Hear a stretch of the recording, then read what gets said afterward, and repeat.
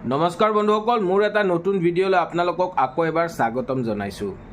ভাল খাদ্যত সোৱাদ কম, ভাল কথাত মানুহ কম আৰু মিছা কথাত ভয় কম। মানে কি বুজিলে?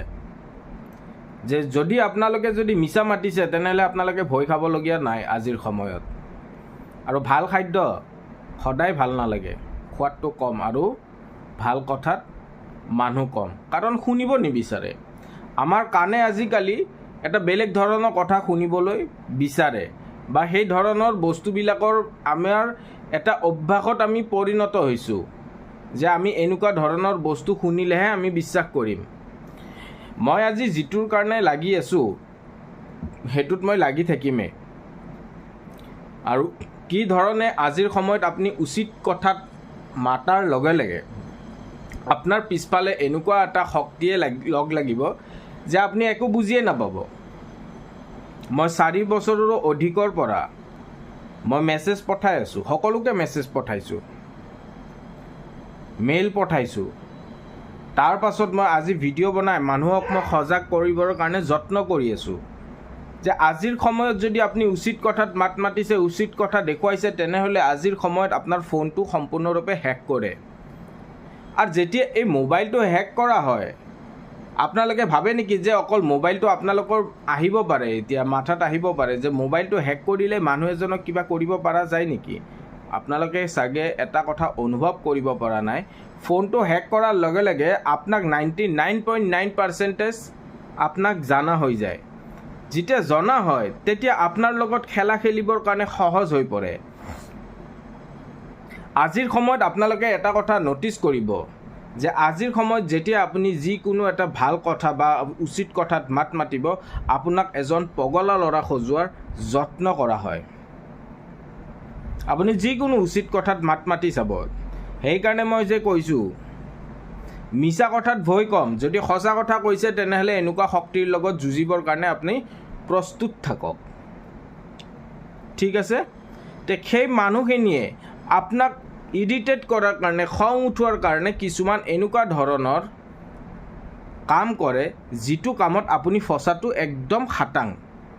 এতিয়া কিয় খাটাং আপোনালোকক মই সাধাৰণ কথা এটা কওঁ। আপোনাৰ ৰাস্তা ঘাটে গ'লে যদি আপোনাক কোনোবাই জোকায়, গাড়ী খুন্দা মাৰি থৈ যায়, আপোনাৰ ৰাতি 12টাৰ পিছত যদি আপোনাৰ ঘৰৰ বাহিৰত কিছুমান 100 টকীয়া কুকুৰৰ পৰা 1000 টকীয়াৰ 100 টকীয়াৰ পৰা 1000 টকীয়া ভিতৰৰ কিছুমান কুকুৰ আহি যেতিয়া হুলস্থুল কৰিব, তেনেহ'লে এজন ভাল মানুহকো সেই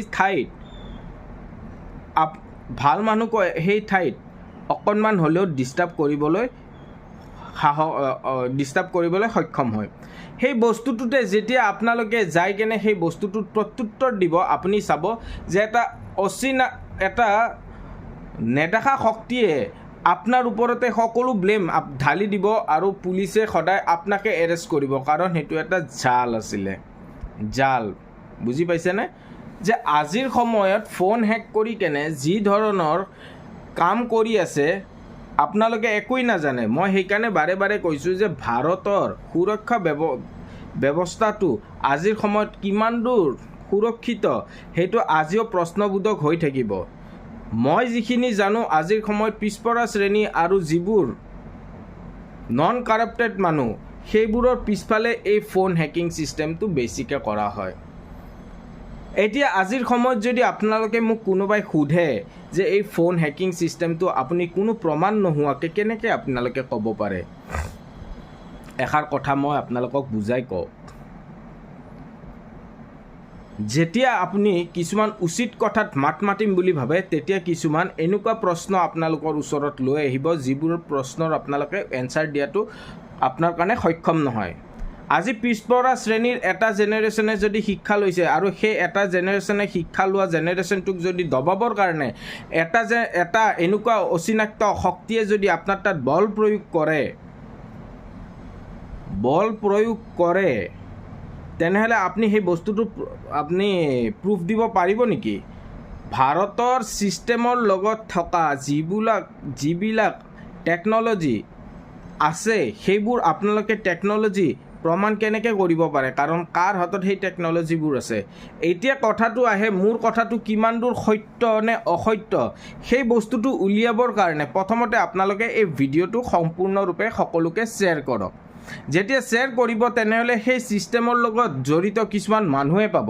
যেতিয়া জড়িত মানুহে পাব তেনেহ'লে মোৰ কথাটো সত্য হয় নে নহয় গোটেই বস্তু আজিৰ সময়ত ওলাই যাব।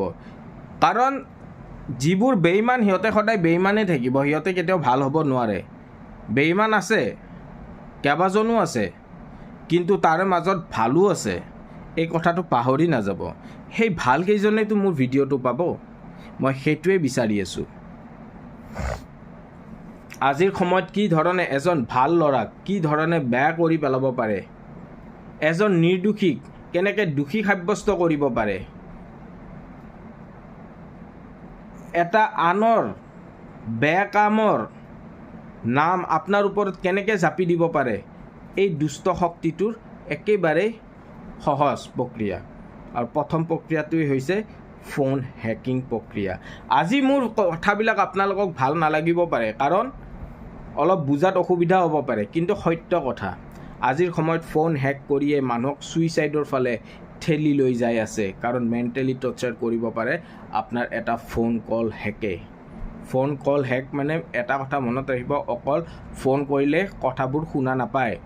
ফোন হেক কৰা মানে আপোনাৰ কেমেৰাৰ এক্সিছৰ পৰা স্পীকাৰৰ এক্সিছ সম্পূৰ্ণৰূপে লৈ লয়।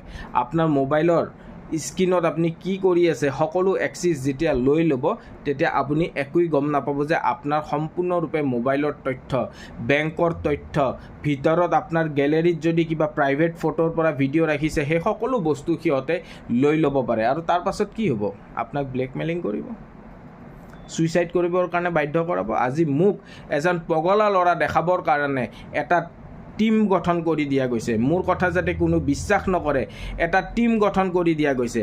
সেনেকৈ মনত ৰাখিব, এপষ্টিন ফাইলতো দুজনী ছোৱালীয়ে যেতিয়া চিঞৰি চিঞৰি সকলো মানুহকে কৈছিল, প্ৰথম অৱস্থাত সিহঁতক পাগলী ছোৱালী বুলিয়ে ভাবিছিলে। সঁচা কথা ক'লে মানুহক সদায় পগলা বুলিয়ে কোৱা হয়, এই কথাষাৰ পাহৰি নাযাব।